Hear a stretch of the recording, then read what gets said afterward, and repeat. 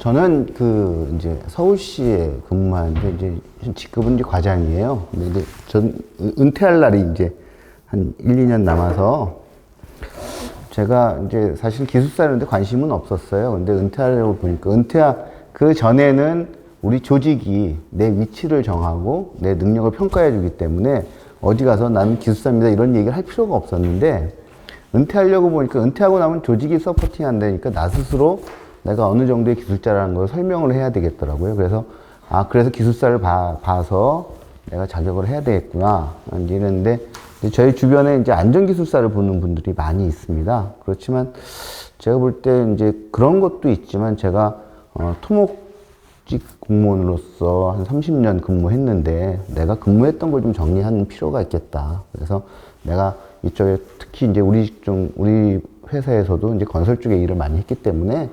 토목시공기술사를 내 여태까지 살아왔던 경험들 좀 정리한다는 측면에서 내가 아는 게 뭐고 모르는 게 뭔지 정리한다는 측면에서 이제 시작을 했습니다. 근데 이제 제가 주말마다 여기 나와서 일하기가 사실은 골프도 치러 가야 되고 그래서 제가 이제 동영상 강의를 들었어요. 동영상 강의 3개월 듣고 나니까 다 하는 것 같아서 기고만장해갖고 시험 보기 일주일 전에 휴가 내서 이제 빡세게 외우고 시험을 봤습니다. 시험을 봤더니 이게 130회 시험인데 57점이 나왔어요. 그래서 내신 기대하고 이제 열었는데 57점이 나와서 그때는 이런 점수 있는 것도 보지도 못하고 그냥 57점에서 그냥 닫아버리고 때려쳐야 되나. 근데 사실은 제가 본 시험 중에 정말 힘들다. 제 성향하고 너무 틀리죠. 우리는 뭐가 맞니 틀리니를 맨날 따지고 그거를 그게 뭘 쓰더라도 정확하게 써야 돼. 이런 쪽에 열심히 있는데, 앉아서, 12페이지씩 이걸 쓰려고 그러니까, 힘이 들어 죽겠어요. 사실은 130회 때는 2교시 끝나고 손가락이 아파서 글을 못 쓰겠더라고. 그랬는데, 이제, 문제는 그 시험이 끝나고 나니까 내가 무슨 문제를 답을 썼는지도 기억이 안 나요. 어떤 내용인지 기억도 안 나고, 하여튼 불태웠는데, 그래서, 이걸 계속 해야 되나? 이런 고민을 되게 많이 했습니다, 사실은. 발표할 때까지 그 고민하다가 했는데, 참 제가 130회도, 목표는 페이지는 다 채웠어요. 아무리 개발세발 쓰고 해도, 10페이지, 12페이지, 12페이지, 12페이지 이렇게 최대한 썼는데, 130회에는 이제 마지막에, 내가 왜 뭐가 문제인가 하면서 이제 모의 강의를 또 들었습니다. 나와서 들었어야 되는데 모의 강의를 들으면서 강의만 들으면서 좀 정리를 했는데 이때는 사실은 이제 한 번 시험 보고 나니까 제가 더 많이 외웠다거나 더 많은 실력이 늘었다거나 그런 것 같지는 않은데 익숙해진 것 같아요. 그래서 1교시에 이제 사실은 그 7BIM, 8인가 그런 거 쓰라 그래서 그러니까 마지막을 모르겠더라고요. 그래서 그냥 그래도 교수님 강의 시간에 몰라도 아는 대로 써라 그래서 제 나름대로 이렇게 써서 했는데 다행히 이제 사실 1교시가 제가 쓰기가 힘들었습니다. 그리고 서술은 생각보다 3페이지라는 양이 되게 많은 것 같은데 많지 않습니다. 아이템 위주로 쓰고 하다 보면 한 페이지 쓰는 거잖아요. 6개 아이템 한 페이지에 넣잖아요. 그러면 그걸 하나를 내가 열정적으로 쓰다 보면 페이지가 모자라요. 3페이지가 모자랄 때가 있습니다. 그래서 그걸 했는데, 사실은 1교시, 2교시, 3교시가 제일 높은데 3교시는 교량이 많이 나왔어요. 제가 교량 전공이기 때문에 또 그리고, 이거 할 때, 제가 보니까 교량하면 이제 정자동 그 교량 붕괴 사고가 있잖아요. 그 얘기를 꼭 교량에 넣었는데, 제가 볼 때는 교량 답변에서 그 얘기는 게 좀 인정을 받은 것 같고요. 4교시 때는 뭐 썼는지 기억이 안 나는데, 맨 마지막 문제 쓸 때, 제가 한 가지를 고민한 게 뭐였냐면, 하나는 이제 부력에 관한 답을 쓸지, 아니면 산사태의 답을 쓸지를 고민을 되게 했어요. 부력은 이제 딱 쓰려니까 좀 콱 막혀서 하는데 제가 이제 그 산지방재과장이거든요. 산사태 담당.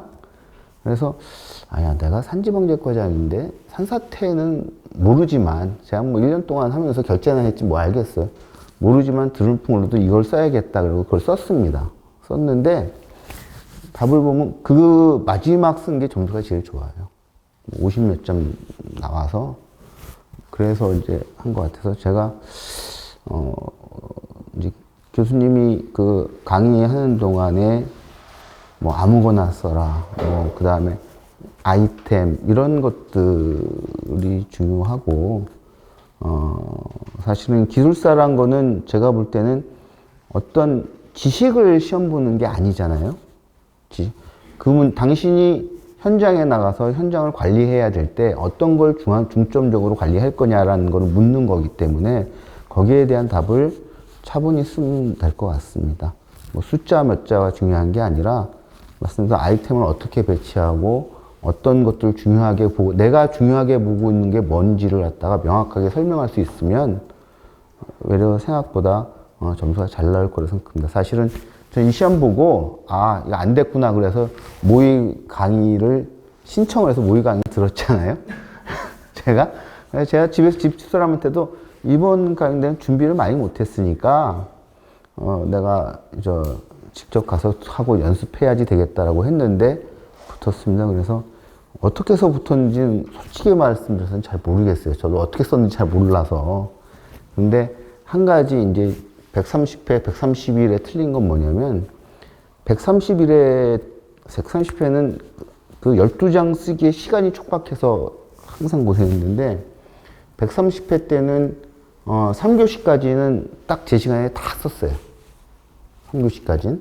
4교시는 맨 마지막 그 문제를 쓸 때 시간이 한 2, 3분 좀 모자라서 그냥 막판에 그냥 대충 넘어가서 쓰긴 썼는데 그래도 막판이 대충이라서 좀 괜찮았던 것 같습니다. 그래서 너무 못 외워져서 스트레스 안 받으시는 게 좋을 것 같습니다. 자기가 있던 경험하고 중요하다고 생각하는 것들을 잘 정리하면 좋은 결과가 있을 것으로 생각합니다. 이상입니다. 네, 감사합니다. 질문 있으시면 질문. 근데 지금 아이템을 120개를 안 쓰시고 지금 소장님이 아까 어떤 것을 어떤 문제에 대해서 만약에 콘크리트거나 뭐 토질이거나 통일 때 어떤 것을 중점적으로 관리할 것이냐라는 내용하고 그리고 내가 중요하게 생각하는 것이 무엇인가를 쓰는 것에 대해서 연습하실 때 그거를 중점적으로 이렇게 좀 생각하시는 이런 문제가 나오면 내가 중점적으로 관리할 건 포인트가 이거고 그리고 내가 중요하게 생각하는 것이 이거니까 이렇게 아이템을 써야겠다고 생각을 하시고 연습을 하신 거예요. 120제는 사실은 거의 공부를 못했습니다. 써본 거는 이제 진짜 이거 샀고요. 그 대신에 이제 시간이 없으니까 뭘 했냐면 또 다는 못했는데 한 3분의 1 정도만 했거든요. 뭐 했냐면 내용은 안 쓰고 우리가 이제 120제가 길지 4페이지잖아요. 거의 4페이지 분량. 120제에 나온 대제목하고 아이템들을 적고 그 옆에다가 제 나름대로 제가 중요하다고 생각하는 아이템하고 대제목을 별도로 적었어요. 내용은 적을 시간이 아예 없었고요. 시간이 없어서. 우리가 120개 있는 아이템은 기억이 잘 안 날 수가 있는데 직접 이렇게 아이템을 생각해서 중요하다고 생각하는 아이템 그건 제가 그냥 썼죠. 예.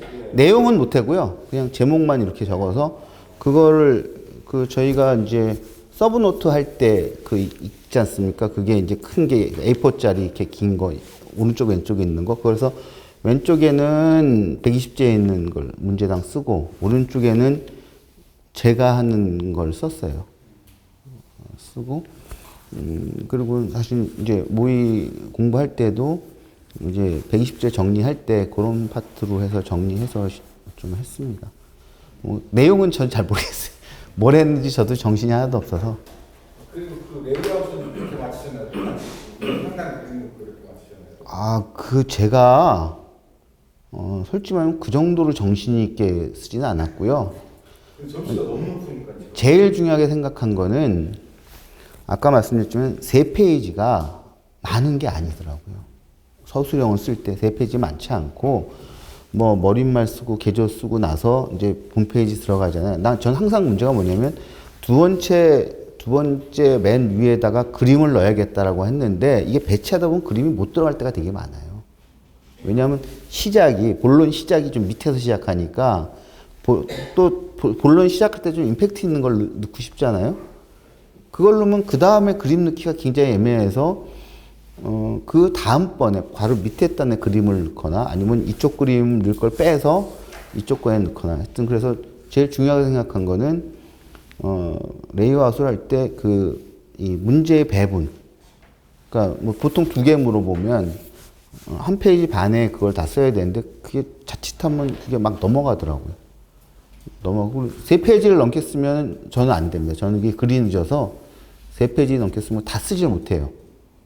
그래서 무조건 3페이지 안에 다 끝내야 시간 내에 끝내기 되기 때문에 했는데 그래서 그렇다면 그 두 문제의 그 분량의 배분하고 그 다음에 임팩트 줄 부분의 그림을 뭘 넣을까 항상 고민했어요.